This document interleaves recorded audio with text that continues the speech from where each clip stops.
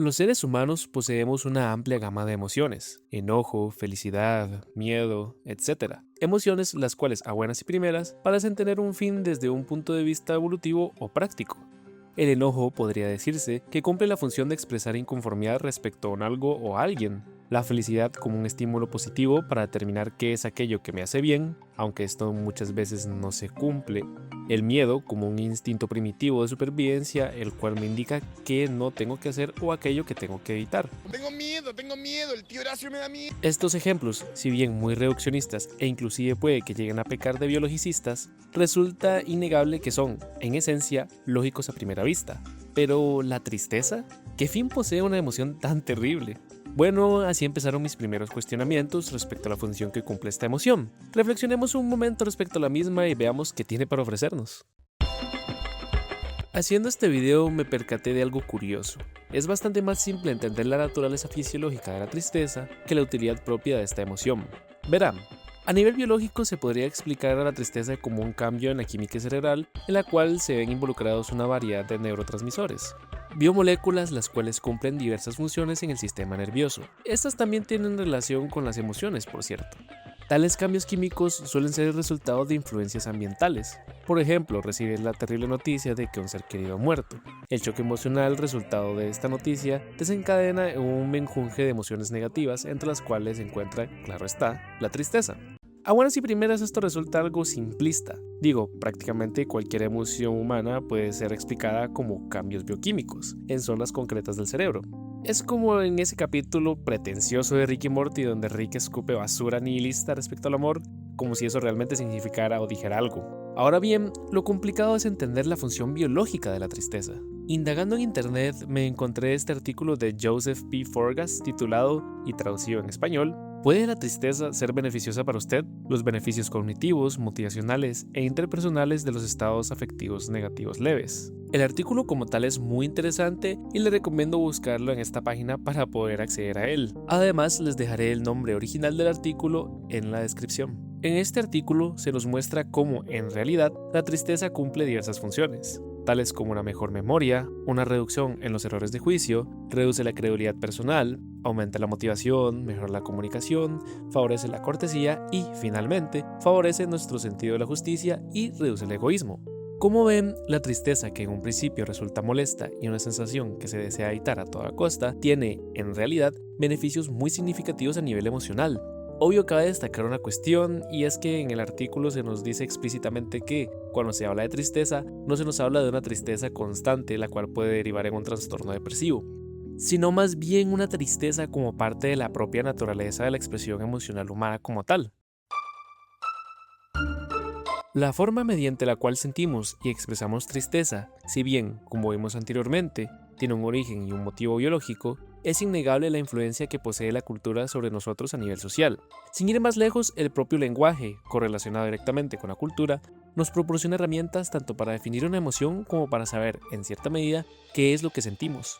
En su libro, La vida secreta del cerebro, cómo se construyen las emociones, de Lisa Feldman, se menciona lo siguiente: algunos conceptos emocionales de otras culturas son increíblemente complejos, quizá incluso imposibles de traducir al inglés. Cabe resaltar que esto aplica también al español. Y sin embargo, quienes pertenecen a esas culturas los experimentan de manera natural en su vida cotidiana. Investigando al respecto me topé con diversas palabras en varios idiomas, las cuales son capaces de expresar la tristeza de formas únicas, entre las cuales destaco las siguientes. La palabra saudade viene del portugués y carece de traducción directa en nuestro idioma. Describe una mezcla de nostalgia, añoranza, tristeza y amor por alguien o algo ausente. No es simplemente extrañar, implica también apreciar profundamente aquello que se ha perdido o está lejos. A su vez, otra palabra que me resultó interesante es natsukashi, proveniente del japonés, y significa algo así como la emoción agradable y ligeramente melancólica que aparece al recordar momentos felices del pasado. Una especie de nostalgia con tintes más alegres, sin quitar su clara naturaleza triste. Así como las palabras per se pueden significar algo dependiendo de la cultura, el arte, otra forma de expresión cultural, también es capaz de expresar la tristeza, atravesando inclusive la propia barrera del lenguaje. Obras con esta capacidad hay por montón, pero me gustaría destacar una en la pintura, la literatura y la música respectivamente. Al hablar de la pintura, me gustaría destacar a, justamente, mi pintor favorito, Zdzisław Beksiński. Beksiński fue un pintor polaco cuyas obras, según comenta él mismo, simplemente salen de él, sin intención intrínseca más allá de plasmar su obra, contrario a lo que puede parecer por su arte. Era un tipo bastante normal aún teniendo en cuenta que vivió parte de la invasión alemana hacia Polonia. Gran parte de su obra gira en torno a escenarios desolados, llenos de caos y destrucción, muchas veces con formas humanoides y deformes, padeciendo de un aparente sufrimiento como pueden ver en pantalla. La tristeza que emanan tales obras puede ser catalogada como miedo al desastre, miedo a la guerra, miedo a la enfermedad, pero a su vez, y en un sentido un tanto perturbador, algunas de sus obras transmiten esperanza y amor incondicional. Es, en definitiva, un pintor único. Ningún otro ha sido capaz de horrorizarme y a su vez maravillarme a partes iguales. Beksiński murió en el 2005 a la edad de 75 años a raíz de un homicidio. Su obra permanece con nosotros y la verdad me considero afortunado de poder presenciarla, pues ningún otro pintor ha sido capaz de hacerme sentir tristeza. Una tristeza la cual me hace reflexionar sobre estos escenarios tan desoladores. Escenarios los cuales no distan del horror que ha sido capaz de construir el hombre por razones meramente egoístas. En su obra veo una advertencia y tal vez, poniéndonos muy pesimistas, tal vez una predicción de lo que nos aguarda como humanidad. Franz Kafka fue un escritor checo. Entre sus obras me gustaría destacar una la cual me hace sentir en efecto triste y algo miserable. La Metamorfosis es un clásico de la literatura. Nos pone en la piel de Gregorio Samsa, un humilde comerciante y pie angular de su familia, el cual un día y sin previo aviso se despierta convertido en, según palabras del propio autor, un monstruoso insecto. Lo más interesante de esta premisa, si me lo preguntan, es que, aun convertido en insecto, este mantiene sus facultades mentales de humano, capaz en todo momento de sentir y pensar como persona, pero viéndose incapaz de ser visto como tal. Esta obra, que desde un principio puede sonar cómica e inclusive ridícula, resulta ser todo lo contrario. Durante el libro se nos va relatando cómo poco a poco las personas cercanas al propio Gregorio lo van deshumanizando hasta tal punto en el que lo tratan como si fuera basura, como si este nunca hubiera significado realmente nada para nadie, como si su valor hubiese consistido únicamente en su capacidad de haber sido útil en algún momento para su familia. Es una obra deprimente, porque Gregorio no es merecedor de tal trato. Él no hizo ningún tipo de daño a nadie como para recibir tales desprecios y vejaciones. Es triste porque se nos habla de cómo un individuo puede ser tratado tan mal hasta tal punto de considerarse a sí mismo como un insecto por parte de los demás. De hecho, durante toda la obra se puede apreciar cómo Gregorio va perdiendo su humanidad de cara a sí mismo. No como resultado de la transformación, sino más bien por creer que el resto tenía razón. No se empezó a ver a sí mismo como un monstruoso insecto hasta que el resto lo empezó a tratar como tal. Por eso es una obra triste. Es triste ver hasta qué punto la influencia por parte de la opinión externa hacia nosotros somos capaces de modificar la forma en la cual nos percibimos. Por eso amo a La Metamorfosis. Léanla, se las recomiendo mucho. Y como consejo, no hagan que el resto los haga sentir como Gregorio. Bueno, en esta sección haré algo de trampa. Como cualquier persona, amo la música. Adoro la gama de emociones que esta puede llegar a hacernos sentir y la influencia de la misma. De hecho, a la hora de escribir este guión e investigado para el video, me topé con un libro llamado The Science of Sadness, A New Understanding of Emotion, del autor David Huram, un musicólogo. Le di una checada por encima y está interesante. Lo único malo es que no lo encontré en español. En una parte, el autor nos habla de la capacidad de la música de hacernos sentir tristes. Cito textualmente y traducido.